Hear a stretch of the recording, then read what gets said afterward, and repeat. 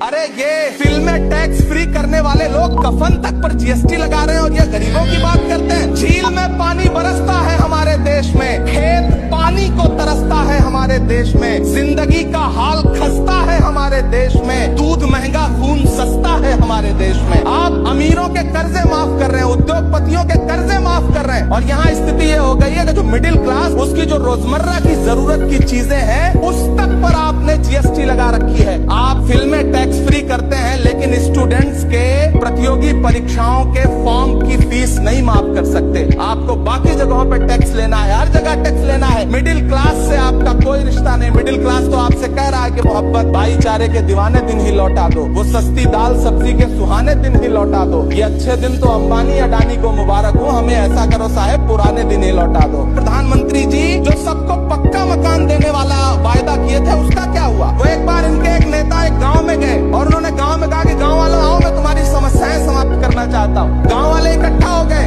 नेताजी ने गाँव वालों से कहा बताओ तुम्हारी दो समस्याएं बताओ, मैं दोनों समस्याओं का यहीं पे समाधान करूंगा। तो गाँव वालों ने कहा साहब हमारी पहली समस्या है कि हमारे यहाँ कोई हॉस्पिटल नहीं है। तो नेताजी ने मोबाइल निकाला, कहीं फोन मिलाया और मिला के फोन पे पता नहीं क्या कुछ कहा कि यहाँ गाँव में हॉस्पिटल नहीं है, हॉस्पिटल तुरंत यहाँ हॉस्पिटल चाहिए। गाँव वाले खुश हो गए कि 1 मिनट में यहाँ हॉस्पिटल आ रहा है। अगली समस्या के बारे में उन्होंने नेताजी ने गाँव वालों से कहा कि मैंने आपकी पहली समस्या समाप्त कर दी, दूसरी समस्या बताओ। तो गाँव वालों ने कहा साहब इस गाँव में कोई भी मोबाइल का नेटवर्क ही नहीं है। ये है इनके काम करने का तरीका, ये है झूठ बोलने का तरीका।